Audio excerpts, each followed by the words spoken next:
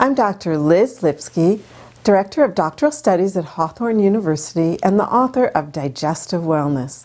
Today's topic is vitamin D. What most of you may not know is that 57% of us are deficient in vitamin D. In fact, 92% of people of African American descent are vitamin D deficient. So what's the big deal? What does that really mean to us? What that means is that we're more susceptible to cancer, heart disease, diabetes, multiple sclerosis, colds, flu, and a whole slew of other health issues. So let's talk about all that for just a moment. In the 1600s, it was discovered that children who didn't have enough of some essential something started getting soft bones where their legs bowed and their bones didn't develop properly. In the 1800s, during the Industrial Revolution, it was noticed again that a lot of children were starting to have developmental problems structurally. And it was around then that it was discovered that the use of fish oil, especially cod liver oil, was very useful at protecting children. But it wasn't really known exactly what that was all about. But shortly thereafter, in the late 1800s, it was discovered that there was something called vitamin D that you could get from fish oil and also from the sun. And it was used, in fact, in tuberculosis sanatoriums. They'd put people in solariums where they were like little huts where they would rotate them to follow the sun so that people could get sunlight. It was very interesting. And at that point, they realized there was something that we could make in our body from sunlight that would protect our bones and protect our immune systems. The most interesting current research focuses on cancer rates. And what it's found is that the closer people live to the equator, the lower the rates of certain types of cancers, prostate cancer, breast cancer, and others. And we now know that vitamin D is extremely protective against cancers. So some of the most interesting research that we have these days is on vitamin D and cancer, and there's a huge amount of money going into that these days. Also, there's an MD who I interviewed for my Access to Health Experts series named John Cannell, and he's a neurologist and works in a mental institution. And what he did was he realized that many of his patients were vitamin D deficient, so he started giving them vitamin D regularly. Well, one year, everyone in the hospital developed huge amounts of flu. There was an epidemic going through the hospital. And so all the wards got quarantined. And what he found was that in his ward, not one person got cold or flu because they were vitamin D sufficient. Now in that hospital, everybody gets vitamin D all winter long, and their colds and flu have really diminished. Other people have since then taken a look at that and done research to find out that yes, in fact, that vitamin D has antiviral properties as well. Also, research in multiple sclerosis shows that vitamin D deficiency can help trigger multiple sclerosis, and vitamin D sufficiency can help prevent multiple sclerosis and the flare-ups associated with multiple sclerosis. Also really interesting is that heart disease is also protected when our vitamin D levels are adequate and normal.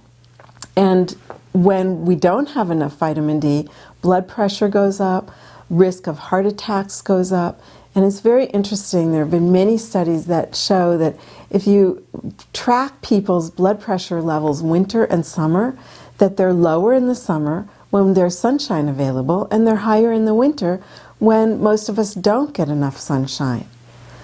Also, people with kidney disease can't make vitamin D. It just doesn't happen because vitamin D isn't really a vitamin at all. It's a hormone.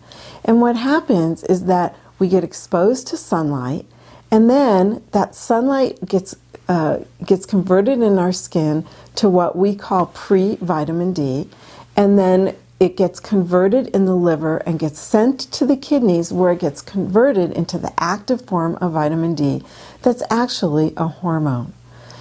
Now, for many of us, we can easily get our vitamin D level checked. And I ask all of my clients to go and get vitamin D levels checked. What you want to ask your doctor to do is a 25 OH vitamin D level. This is the active form of vitamin D that we find in our bodies, and what's known is that to keep your bones and your spine and prevent osteoporosis and to prevent muscular damage, that what you want is a level of at least 32. Many labs are still using the old levels of 17, but 32 is what I consider, and many experts consider, to be minimal. What I'm looking for in my clients is optimal levels of vitamin D. And so I'm looking for levels 45, 50, or even higher, 60, 65, 70.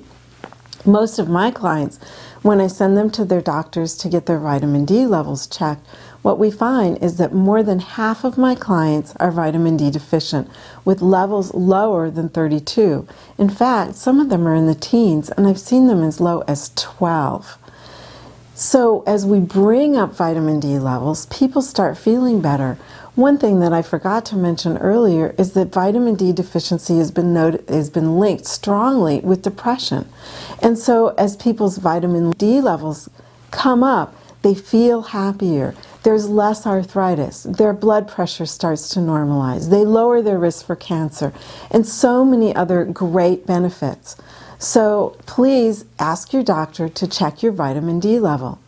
Now, for most of us, we live north of Atlanta. Anyone who lives north of Atlanta is in what we call a vitamin D winter, in the middle of winter. Because even if you sat out naked at the middle of the day, you'd find that you can't make any vitamin D in the middle of winter. I live in Asheville, North Carolina, and probably for most of February, January, and even into March, there's not the ability to make vitamin D from our skin, which is why it's important to take a multivitamin that has some vitamin D, or to take an extra vitamin D supplement every day. Most vitamins, and the RDA level for vitamin D is 400 units a day. But new research shows that we use 4,000 units a day. So how can we get this 4,000 units a day? Well, on a sunny summer day, it's easy to make vitamin D.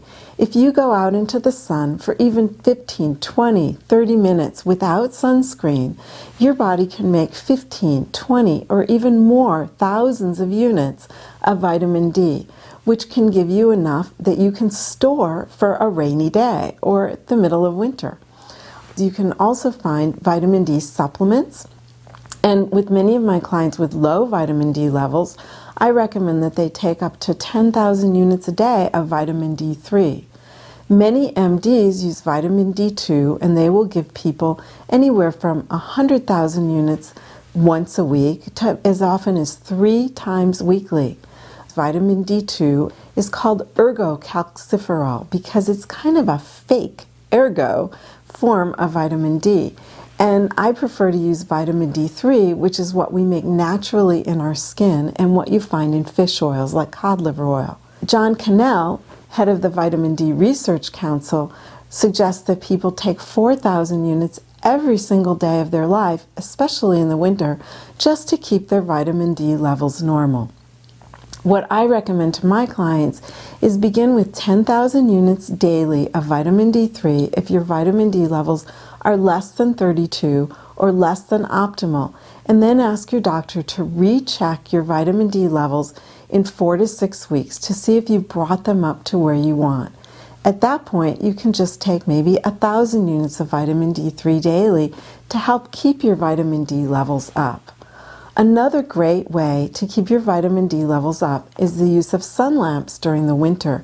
And what I'll recommend to my clients is to get a vitamin D sun lamp, performing sun lamp, and to just use it while they're sitting watching TV or maybe while you're reading to give your body the extra vitamin D that it can make during the winter.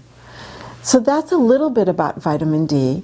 At Access to Health Experts, you can find an interview with Dr. John Cannell, And there's so much more that's available. I do hope that you'll do some research on this, and definitely do ask your doctor to check your vitamin D level. Until next time, this has been Liz Lipsky, and I hope that you stay well. And remember to take your vitamin D.